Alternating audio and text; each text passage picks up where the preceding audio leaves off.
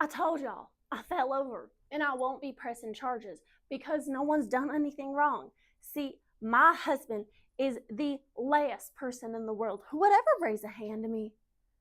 I mean, Dale is my knight in shining armor. See, he saved me a few years ago. My daddy was a drunk, the kind who would come home late and yell at his wife for not having a hot meal ready for him. I mean, how come Mom know he'd be hungry at 2 a.m.? The mornings after, Mom would be extra nice to me. She'd make me a big old breakfast and tell me how much she loved me. She was moving a bit slow, so I asked her what was wrong, and she said it was just a migraine.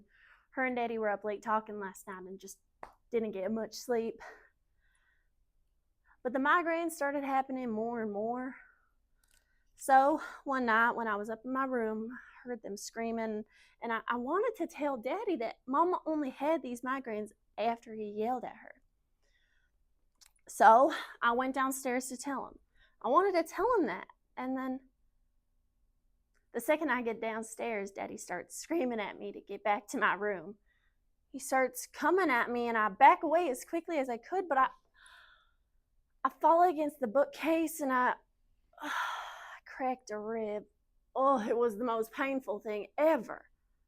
I mean, Daddy was real nice to us for about a month after, but it was worse than ever when he started again. Cycles of abuse are perpetrated by returning to versions of what we are comfortable with. According to WebMD in 2023, Stockholm Syndrome in relationships is a psychological response where victims of abuse or captivity develop loyalty, empathy, or even affection for the very person causing them harm. It isn't weakness, it's survival. When escape feels impossible, the mind rewrites fear as gratitude and chains as protection. The tragic paradox is that the abuser becomes both the jailer and the lifeline, leaving the victim convinced they are safer in captivity than in freedom. Additionally, in 2023, Very Well Mind stated that the FBI estimates that around 8% of kidnapping victims show evidence of Stockholm Syndrome. In this DI, Kara explores how love, protection, and violence can become entangled until the difference between rescue and imprisonment blurs. This piece is not just about Kara's life, but the way love can be weaponized and how violence can hide in the costume of care. Because sometimes the most dangerous captor isn't the one you fear, it's the one you trust. My Knight in Dull Armor by Peter Malicki. See, Dale came to our school when I was about 17. He was a year older than the rest of us, and all the girls fancied him. Especially Mark Wilson. He really fancied him. But Dale only had eyes for me. After just a week, I told him about my dream holiday trip to Fiji and New Zealand. He took my hand, and I felt this electric surge through my body. I leaned over and kissed him. Oh, and he kissed me back. Oh, I'm telling y'all, I fell head over heels in love right then and there. I mean, Mark Wilson never spoke to me again, but we were inseparable. I was in love. For 2 months, until one night when I got a knock on my window. I looked over, and it was Dale. He had climbed the trellis.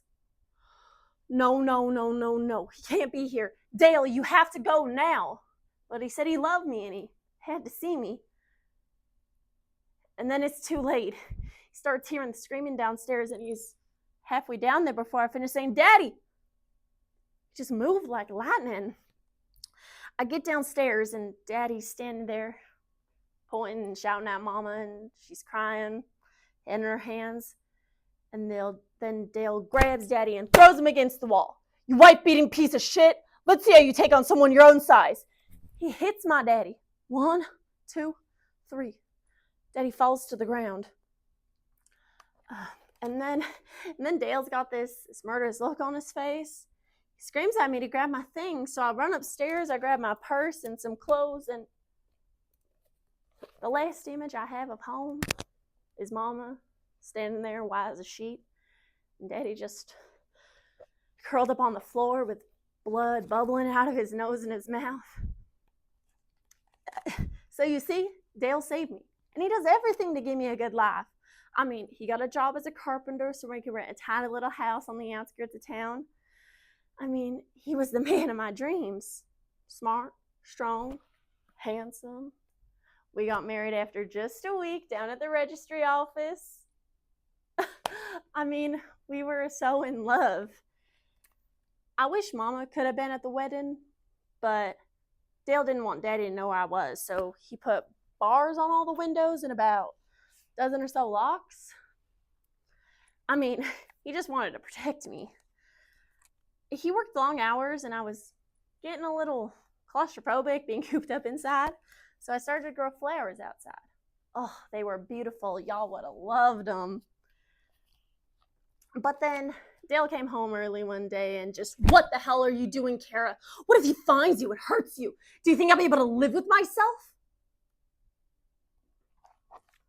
So my flowers died, and Dale didn't want me outside unless he was one step behind me. But the days started to get longer and longer, and I'm really missing Mama. I want to call her, but we don't have a landline, and I left my phone at home. So I tell Dale this, and he gets really mad, starts screaming at me, and I just hate being yelled at, so I just lock myself in the bedroom. I'm sitting there for a while, crying, and Dale finds me, starts holding me, hugging me, kissing me, telling me how much he loves me. I mean, he wants to make love. I don't really want to, but I mean, he does everything to give me a good laugh. I know I should be grateful, so I do it for him. Weeks pass by, and I sit in that house just staring through the bars on the windows. I dream about my trip to Fiji and New Zealand, but we don't have a computer, so I can't look up pictures. If I go online, Daddy might find me, right? I start realizing that I haven't seen the color purple in almost a year. So I tell Dill this, and he buys me a set of watercolors. Start painting all the things I can't see anymore. The Eiffel Tower, my old house, Mama, and soon my whole world are these little watercolor paintings. I mean, I know I should be grateful. I have food on my table each night. It's just my brave knight's armor is starting to look a bit dull. So one morning before he leaves for work, I decide I need to call Mama. I take his phone out of his bag, and it takes over an hour to just summon up the courage. But, Mama, it's me, Kara. How are you? She's crying, coughing a lot, all husky sounding, but she says it's so beautiful to speak to me again. I asked her what's wrong, and she said, "Just another one of those migraines." She just had the flu, so she's getting over that. Suddenly I hear these loud, strong footsteps coming from behind me. I look, and it's Dale. He rips the phone out of my hand, and I just stumble back, and So that's how it happened, officer. That's how I hurt my arm.